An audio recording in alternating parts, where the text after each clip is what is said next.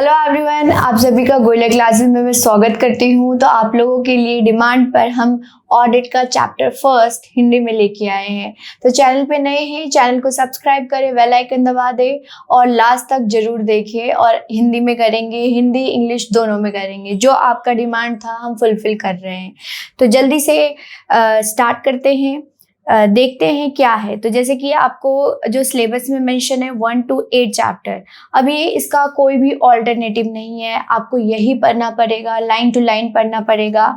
अब क्या है, आपका बैकग्राउंड नहीं है तो थोड़ा मुश्किल है, तो उसके लिए आप हमारे चैनल पे क्या कर सकते हैं, हमारे जो कोर्सेज हैं वो चैनल पे भी एक्टिव रहे, प्लस आप हमारे कोर्सेज ले ताकि हम आपको लाइन टू लाइन पढ़ाएंगे और हिंदी इंग्लिश दोनों में पढ़ाया जाएगा। दोनों में नोट्स होंगे, पढ़ाई भी हिंदी इंग्लिश में जाएगा, राइट। और अगर आपका बैकग्राउंड नहीं भी है तो भी आप समझ सकते हैं इसका। तो इन सब बहुत लोगों का डाउट होता है, बार बार पूछते हैं। तो चलिए फर्स्ट चैप्टर जैसे कि पढ़ाया जाएगा वैसे ही 1 to 8 चैप्टर भी पढ़ाया जाएगा। तो और क्वेश्चंस भी हम लेके आते ही रहते हैं, तो जल्दी से सब्सक्राइब कर दे चैनल को।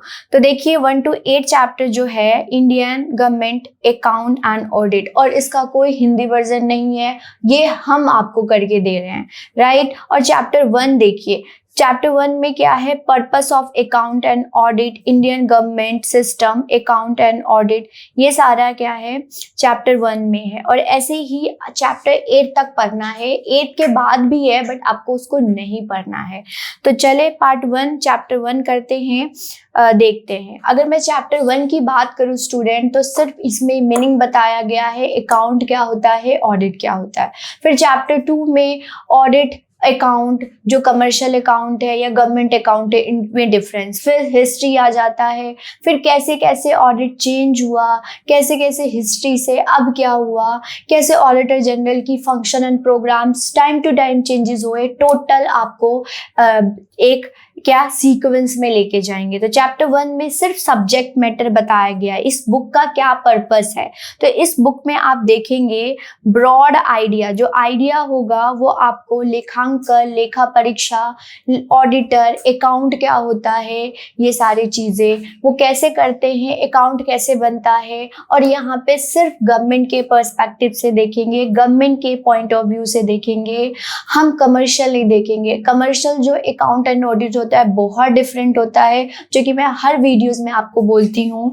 ये जो ऑडिट है वो डिफरेंट है, यहाँ पे लोगों के लिए पब्लिक का पैसा देखेंगे और गवर्नमेंट का अकाउंट एंड ऑडिट करेंगे, जो कि डिफरेंस होता है। वहाँ पे सब कुछ आ जाता है प्रॉफिट मोटिव, यहाँ पे क्या होता है वेलफेयर मोटिव, राइट। तो ये होता है। तो जैसे देखिए इस बुक का जो है ऑब्जेक्ट क्या है बुक का, ये है broad idea activity of Indian audit department.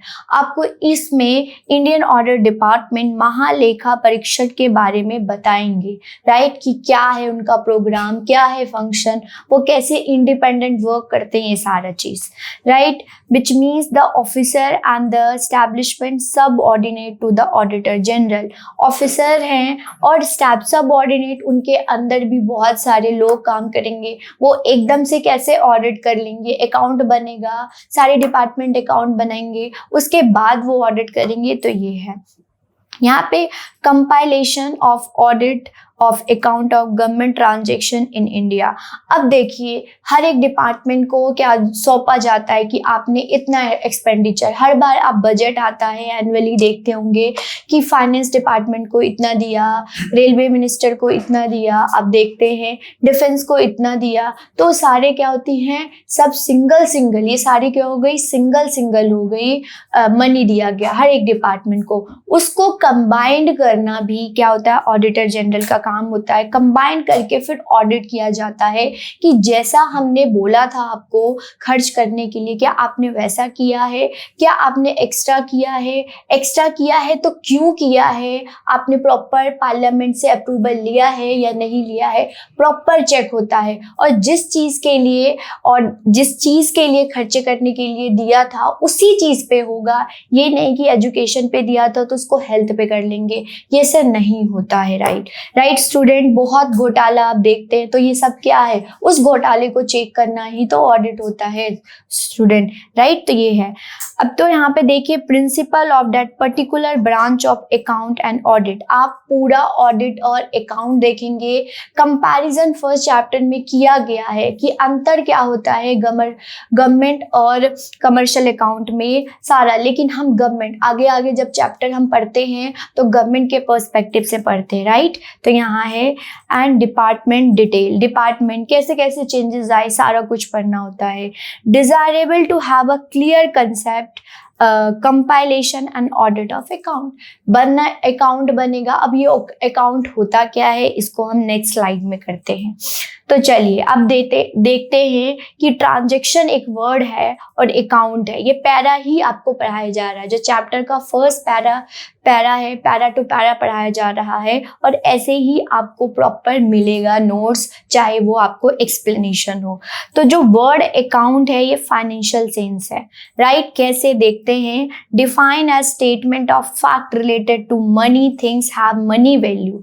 अब ये देखिए जो यहाँ ट्रांजैक्शन है, ट्रांजैक्शन क्या होना चाहिए, फैक्ट बेस होना चाहिए, वेग नहीं होना चाहिए। मतलब यही नहीं कि कुछ भी बोल रहे हैं, वो फैक्ट बेस होना चाहिए, राइट। फैक्ट बेस, और उसकी क्या होनी चाहिए, मॉनेटरी, फाइनेंशियल, सारा कुछ पैसों का मामला है। तो जो चीज है, जो ट्रांजैक्शन हो रही है, जो एंट्री हो रही है बुक में जो एंट्री हो रही है वो फैक्ट बेस होना चाहिए और उसकी क्या होनी चाहिए, मॉनेटरी वैल्यू, मतलब कि वो पैसे में उसका पैसे से क्या होना चाहिए, वैल्यू होना चाहिए, राइट। ये है।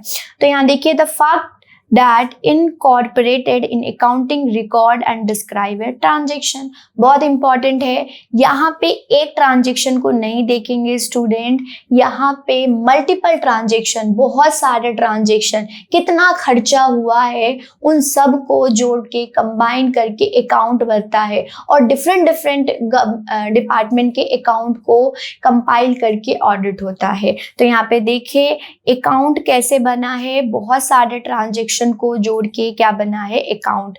और वो क्या होना चाहिए, फैक्ट बेस होना चाहिए और उसका क्या होना चाहिए, धन्य मूल्य होना चाहिए, राइट। ये होता है। तो आगे चलते हैं।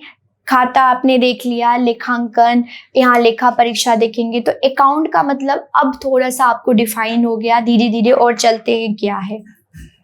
तो खाता कैसे बनता है, तो खाता कैसे होना चाहिए, वो होना चाहिए खाता जो होगा उसकी फैक्ट बेस और मॉनेटरी वैल्यू होनी चाहिए और बहुत सारे खर्चों को जोड़ के क्या बन जाता है, खाता बनता है, लेखांकन होता है, राइट। अब देखिए अगर एशियन टाइम, पुराने टाइम की बात करें तो ये टैलीज और चॉक मार्क में होता था, जैसे कि यहाँ पे देखिए। But for many countries it has been the custom to reduce them writing and record them in book.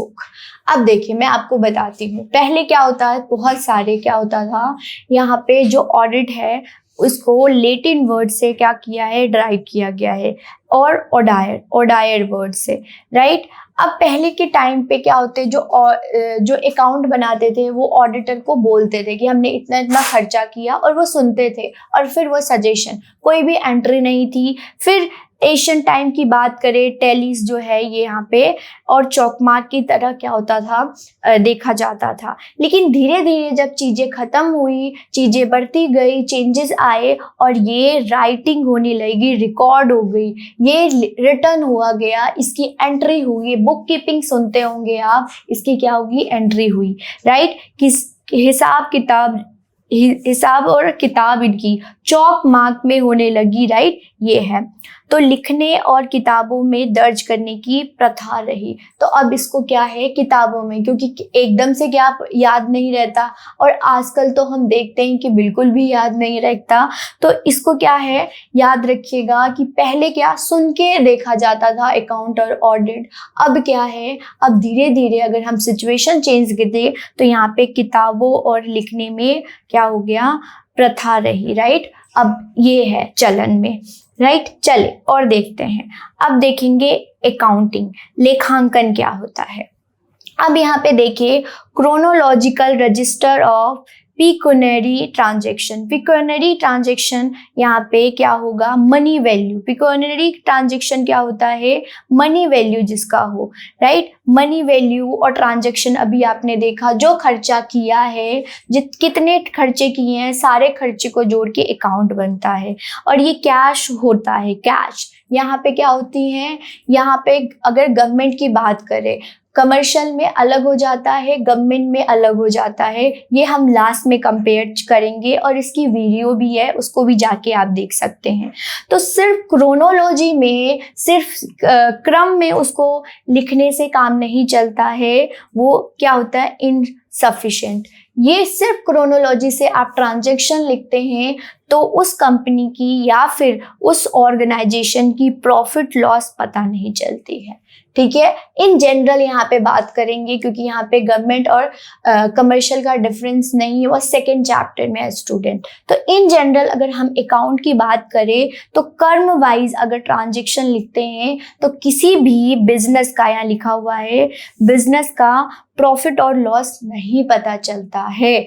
और क्या करना चाहिए, तो यहाँ इस पैराग्राफ में क्या लिखा गया है कि सिर्फ लेन देन हो और वो क्रोनोलॉजी हो, कर्म बेस लिख दिया तो उस किसी भी कंपनी की प्रॉफिट लॉस नहीं पता चलती है। अब कैसे पता चलती है उसको देखिए, क्लासीफाई। क्लासीफाई मीन्स वर्गीकृत करनी चाहिए। वहाँ पे पहले क्या करें, एंट्री लिखे, क्रोनोलॉजी के हिसाब से करें, फिर क्लासीफाई करें कैसे कैसे किया है। देन उसके बाद क्या होगा, example name various customer deals, यहाँ पे लिखा हुआ है various article deals and that the result of transaction under this head should be arranged in such a form so clearly not merely the significant separate transaction। अब यहाँ पे भारी भरकम है, मैं आपको इजी लैंग्वेज में बताती हूँ कि जो ट्रांजेक्शन हुआ है उसको क्रोनोलॉजी से हिसाब से लिखे, फिर उसको क्लासीफाई करे। उस क्लासिफिकेशन का डिटेल में लिखा गया, जैसे कि कस्टमर डिल्ट हो गया, जैसे कि वेरियस आर्टिकल, कौन कौन से खर्चा किया, ठीक है। फिर से रिपीट कर रही हूँ, यहाँ पे इन जनरल बात करेंगे, ना ही गवर्नमेंट की देखेंगे ना ही कमर्शियल की देखेंगे, राइट। फिर लेकिन अपने माइंड में गवर्नमेंट की ही लेके चले आप। देन यहाँ सारा ट्रांजेक्शन होगा और सिर्फ सेपरेट ट्रांजेक्शन नहीं होगा, कंबाइन, मतलब उस सारे ट्रांजेक्शन को हमने क्या कर दिया, कंबाइन कर दिया और उसके बाद क्या होगा, अकाउंट बन जाएगा। तो फिर रिपीट कर रही हूँ, एक एक ट्रांजेक्शन से आपका अकाउंट नहीं बनता है। सारे ट्रांजेक्शन को क्या करे, कर्म वाइज लिखे, उसको क्लासीफाई करे और फिर उसको क्या करता है, वो अकाउंटिंग होती है, राइट। सेपरेट ट्रांजेक्शन नहीं होगा, सबको जोड़ लेंगे सारे ट्रांजेक्शन को। और फिर से बता रही हूँ, जो ट्रांजेक्शन होना चाहिए उसकी वो फैक्ट बेस होना चाहिए, उसकी मॉनेटरी वैल्यू होनी चाहिए, राइट। ये होता है। अब देखेंगे कंपाइलेशन, दूसरा पैराग्राफ में लिखा हुआ है कंपाइलेशन, यहाँ पे संकलन देखेंगे, राइट। अब कंपाइल क्या है, compile is to compose and arrange material collected from the records, जो आपने रिकॉर्ड किया।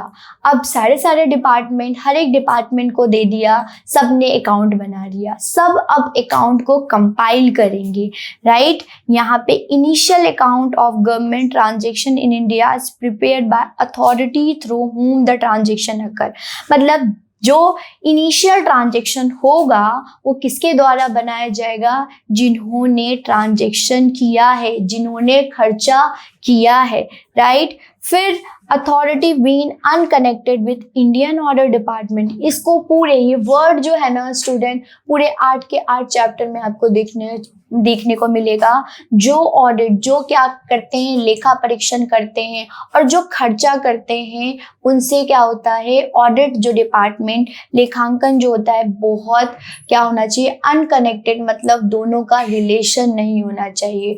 दोनों ये क्या हो, ऑडिट डिपार्टमेंट क्या होना चाहिए, अलग होना चाहिए, उसका काम, उसके इंटरफेरेंस में कोई इंटरफेरेंस। अगर दोनों एक ही डिपार्टमेंट तो क्या हो जाएगी, हेर फेर हो जाएगी, फिर करप्शन हो ही सकती है। बट यहाँ पे क्या है, इंडियन ऑडिट डिपार्टमेंट जो होना चाहिए वो क्या होना चाहिए, अनकनेक्टेड, मतलब उनसे लेन देन नहीं होना चाहिए। किससे? जो पैसा खर्च कर रहे हैं, राइट, जो पैसा खर्च कर रहे हैं। और देखते हैं और क्या है, duty of audit department is to compile. अब ड्यूटी किसकी होती है, किसका काम होता है कि इसको कंपाइल, तो ऑडिट डिपार्टमेंट का काम होता है कि सारे जिसने खर्चा किया है उन सबको कंपाइल करने का। फिर देखते हैं यहाँ under different head prescribe the government account, right. अब हेड क्या है, हर एक डिपार्टमेंट, हर एक मिनिस्ट्री को क्या दिया है, पैसा दिया है, तो सारे क्या करेंगे, कंपाइल करेंगे, बट करेगा कौन, ऑडिट डिपार्टमेंट, राइट। अब देखते हैं initial account under the rule are required to be render it compilation. जो इनिशियल अकाउंट है उसका क्या होगा, रूल होगा कि उसको हम कंपाइल करेंगे। और arrange the result of transaction under those head in such a form to bring out combined result of all transaction which occur during a given period. यहाँ पे एक साल में कितने को दिया था पैसा, सारे हेड मतलब यहाँ पे क्या है, सारी मिनिस्ट्री, हर सारी डिपार्टमेंट, हर एक को दिया, सबने ट्रांजेक्शन किया और सबका कंपाइलेशन होके और ऑडिट डिपार्टमेंट क्या करेंगे, उसको चेक करेंगी, जांच करेंगी, राइट। और कंपाइल भी करने की किसकी ड्यूटी होती है, यहाँ पे फिर से यहाँ पे लिखते हैं, यहाँ पे देखिए किसकी ड्यूटी होती है, duty of audit department, right. Audit department is to compile. तो यहाँ पे हमने देखा कि ट्रांजेक्शन बहुत सारे खर्चे को बना के क्या बनता है, अकाउंट। अब अकाउंट बना, डिफरेंट हेड में बना, अब सारे हेड को कंपाइल करना है और कंपाइल करके फिर उसका क्या करना है, लेखा परीक्षण करना है, जांच करना है, राइट। आगे चलते हैं, देखते हैं और क्या है। Compile finance and revenue account of India. अब यहाँ पे देखेंगे फाइनेंस, मॉनेटरी, हर एक चीज, मतलब ऑडिट में पैसों का लेन देन देखेंगे। और रेवेन्यू अकाउंट होना चाहिए। रेवेन्यू की यहाँ पे 2 अकाउंट होती हैं गवर्नमेंट की। अगर मैं गवर्नमेंट की बात बताऊँ तो कैपिटल अकाउंट या कैपिटल बजट और रेवेन्यू बजट। एक डेली खर्चा करती है गवर्नमेंट, एक करती है एसेट क्रिएशन से, राइट, लॉन्ग टर्म, जो आप देखते हैं रोड रेलवेज पे जो इन्वेस्टमेंट करती है, कैपिटल अकाउंट। तो सारे रेवेन्यू, मतलब गवर्नमेंट की अगर देखेंगे तो रेवेन्यू भी होगा, कैपिटल भी होगा। अगर कमर्शियल की बात करें तो वहाँ पे सिर्फ कैपिटल होता है। तो यहाँ पे फाइनेंस कंपाइल किसको करना है, फाइनेंस को भी करना है और करना है रेवेन्यू अकाउंट ऑफ इंडिया। अब यहाँ पे सारी समरी हो जाएगी। Compile both the department itself and other agency include the result of whole government transaction arise both in India and England। तब की बात है जब इंडिया और इंग्लैंड मतलब कि दोनों क्या करेंगे, कंबाइन। तो आप पूरी हिस्ट्री जाते हुए एंड प्रेजेंट सिचुएशन तक देखेंगे कि कैसे ऑडिट होता है, कैसे अकाउंट होता है, कैसे खाता बनता है, कैसे उसकी जांच हो जाती है, कैसे पहले ऑडिट कैसे था, उनको कितना पावर दिया, फिर उनसे पावर ले लिया गया, अब उनके पास कितना पावर है, पूरा सीक्वेंस में आप चैप्टर टू चैप्टर पढ़ेंगे, राइट। चलिए आगे देखते हैं और क्या है ऑडिट। ऑडिट देखते हैं। The function of audit are essentially different from those of account. जो फंक्शन ऑडिट का होता है स्टूडेंट, वो अकाउंट से बहुत डिफरेंट होता है। डिफरेंट लेखा परीक्षा के कार्य अनिवार्य रूप से खातों से भिन्न होता है। कैसे? मीनिंग ऑफ ऑडिट जो है वो है, यहाँ पे आपको ये देखने नहीं है, जो ऑडिट का है, ऑडिट का मतलब क्या होता है, जांच करना, राइट, जांच करना। यहाँ पे ये देखने की जरूरत नहीं है, आगे चलते हैं, देखते हैं क्या है। द टर्म, ये बहुत इंपॉर्टेंट पैराग्राफ है, इसको देखिए। The term audit usually refer to financial statement of audit.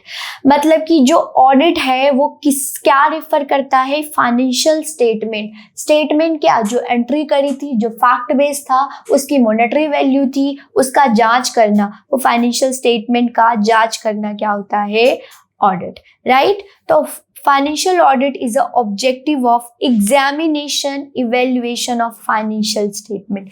Exam जांच करना, इवेल्युएट करना कि सही खर्चा किया है या नहीं किया है, पैसों लोगों से क्या टैक्स के द्वारा रेवेन्यू आया और उस रेवेन्यू को सही इस्तेमाल किया गया है या नहीं हो गया, ये काम क्या होता है, ऑडिट होता है, राइट।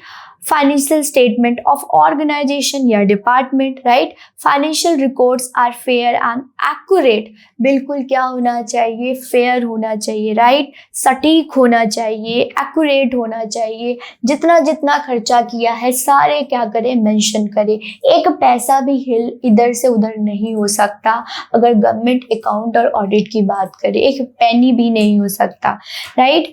क्यों, यहाँ पे देखिए representation of transaction they claim to represent, यहाँ पे क्लेम हो सकता है, अकाउंटेबल होंगे, आंसरेबल होंगे, right. The audit can be conducted internally by employees. अब कभी कभी अगर आप सीक्वेंस में अगर सेकेंड चैप्टर थर्ड चैप्टर की बात करें तो उसमें ये लिखा हुआ है, फर्स्ट चैप्टर से तो आपको समझ नहीं आएगा, लेकिन आगे अगर आप चैप्टर पढ़ेंगे तो जो ऑडिट है कभी कभी स्पेंडिंग डिपार्टमेंट जो खर्चा करती हैं वो भी क्या कर लेती हैं, उसको ऑडिट कर लेती हैं, उसको क्या ऑडिट। तो यहाँ लिखा हुआ है the audit can be done internally by employees, कि जो स्पेंड कर रही हैं, जो खर्चा कर रही हैं, क्योंकि बहुत सारा आप देखोगे चैप्टर थर्ड में जाके कि बहुत ज़्यादा काम है, इतने सारे डिपार्टमेंट है, इतने सारे मिनिस्ट्री है, तो इतना सारा करना, खर्च करना, उसको ऑडिट करना मुश्किल है। तो कौन कौन जो इंटरनली डिपार्टमेंट, जो स्पेंडिंग डिपार्टमेंट है वही ऑडिट कर लेते हैं, right. Externally by outside certified public accounting firm, जिनको एक दिया गया है, सर्टिफिकेट दिया गया है कि आप क्या करोगे, जांच करोगे, तो वो कौन होते हैं आगे देखेंगे।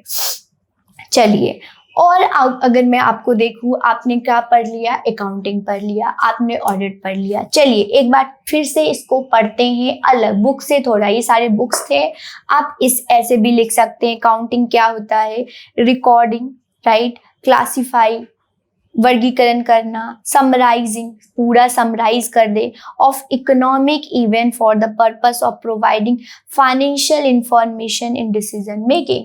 अब यहाँ पे क्या है, सारे ट्रांजेक्शन का रिकॉर्ड करना, उसको क्लासीफाई करना, उसको कर्म वाइज लिखना, और जिसमें क्या होना चाहिए, फैक्ट बेस होना चाहिए, मॉनेटरी वॉल्यूम मतलब कि इकोनॉमिक इवेंट होना चाहिए, कहाँ कहाँ खर्चा किया, इकोनॉमिक ही क्या होता है, कहाँ से पैसा आया, कहाँ खर्चा करना है, राइट।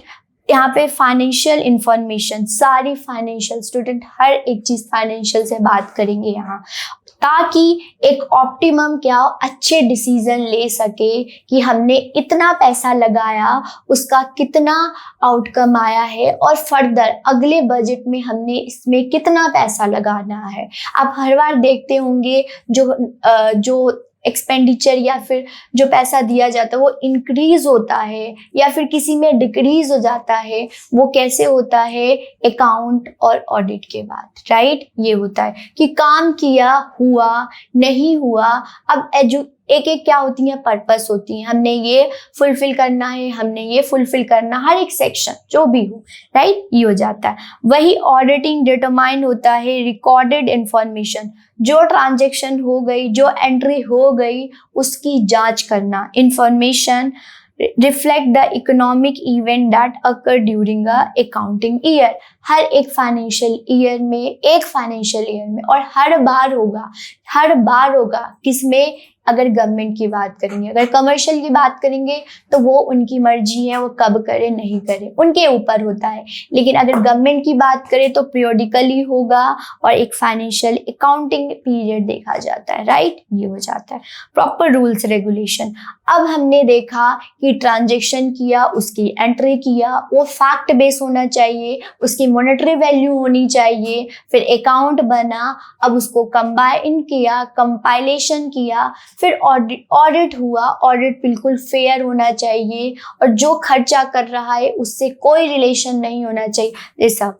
अब ये ऑडिट करता कौन है, उसको बोलते हैं ऑडिटर, राइट। उसको क्या बोलते हैं, लेखा परीक्षण। चले देखते हैं और क्या है audit therefore instrument of financial control, मतलब कि आप अननेसेसरी खर्चा ना करें। ये ऑडिट क्यों होता है? ताकि जितना जरूरत है, आप देखेंगे 1991 की पॉलिसी वो आई, उसके बाद हमारा जो डेफिसिट है बहुत ज़्यादा इंक्रीज होने लग गया है, बहुत ज़्यादा। ये आप बजट में पढ़ेंगे, हमारी जो फिस्कल प्राइमरी डेफिसिट या रेवेन्यू डेफिसिट है बहुत इंक्रीज हो गया। उसके बाद आई FRBM, fiscal responsibility budget management, कि आप अननेसेसरी एक्सपेंडिचर करते हैं और प्रॉपर क्या होना चाहिए, जांच होना चाहिए कि आप कहाँ कहाँ खर्च करें, प्रॉपर होना चाहिए। वो कहाँ पे होगा? ऑडिटर होगा, राइट, ऑडिटर होगा। कंट्रोल, फाइनेंशियल कंट्रोल, जहाँ पे जरूरत है वहीं पे खर्च करें, अननेसेसरी खर्चा ना करिए। आप देखिए कमर्शियल ट्रांजेक्शन, ये क्या होना चाहिए? Commercial transaction safeguard on the behalf of proprietor, proprietor यहाँ मालिक को बोला गया है, ऑनर को बोला गया है, राइट। यहाँ पे अगेंस्ट केयरलेसनेस, फ्रॉड, एक्स्ट्रावेगेंस जो होती है, अननेसेसरी एक्सपेंडिचर हो गया, राइट। केयरलेस जो होती हैं कि जहाँ पे खर्चा करना नहीं है वहाँ पे भी कर रहे हैं। और बेस्ट एग्जांपल जो हमारी जो डेफिसिट है, आप देखते होंगे हर एक बजट में डेफिसिट आता है, फिस्कल डेफिसिट इतना होना चाहिए, प्राइमरी डेफिसिट इतना होना चाहिए, रेवेन्यू डेफिसिट। वो क्यों? क्योंकि अननेसेसरी जो आप डेफिसिट एक्सपेंडिचर ज़्यादा कर रहे हैं, रेवेन्यू कम आ रहा है, ये जो ब्रॉड इसका गैप हो रहा है, क्यों हो रहा है, उसको जांचना। केयरलेसनेस होना नहीं, केयरलेसनेस को जांचना, फ्रॉड को पकड़ना, ये सारी होती हैं, राइट। तो यहाँ पे और देखते हैं क्या है, यहाँ पे and utilization of this money. अब देखिए ये सब क्यों होता है? क्योंकि जैसे गवर्नमेंट के पास रेवेन्यू आई, कहाँ से आई? टैक्स से आई, फीस से आई, पेनल्टी से आई।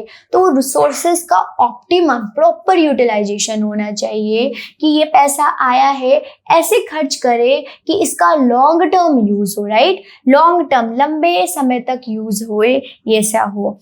और यहाँ पे देखते हैं और फैक्ट बेस्ड वही चीज बार बार आ रही है यहाँ पे, एम्प्लॉय फॉर द पर्पस। देखिए अब यहाँ पे इस पैराग्राफ में क्या बोला गया है कि ऑडिट होता है, किस लिए होता है कि अननेसेसरी आप एक्सपेंडिचर या फ्रॉड या करप्शन या केयरलेसनेस हो रही है, किस चीज का? फाइनेंशियल कंट्रोल का, फाइनेंस का अननेसेसरी एक्सपेंडिचर हो रहा है, अननेसेसरी खर्चा हो रहा है, उन सबको कंट्रोल करना चाहिए। और वो क्या होता है? प्रोप्राइटर। अब यहाँ पे प्रोप्राइटर, अगर मैं कमर्शियल की बात करूँ, कमर्शियल अकाउंट और ऑडिट की बात करूँ, तो प्रोप्राइटर कौन होता है स्टूडेंट? या तो ऑनर कंपनी का, यहाँ पे यही लिखा हुआ है, या तो ऑनर होगा कंपनी का, या फिर क्या होगा, अगर गवर्नमेंट की बात करें तो हम होंगे, पीपल का पैसा है, हम टैक्स दे रहे हैं तो हम होंगे ऑनर। तो उनका क्या होगा? वो आंसरेबल होंगे कि हम पूछ सकते हैं कि हमने जो आपको टैक्स दिया वो कहाँ है, राइट। तो इसीलिए अकाउंट एंड ऑडिट प्रॉपर होता है, राइट। तो यहाँ पे देखिए जो एजेंसी है जो ये काम करती है एज अ ऑडिटर, इसको एम्प्लॉय किया जाता है। कौन होता है? चलिए ये भी देखते हैं क्या है यहाँ पे। It is essential similar watch should be maintained over the financial transaction।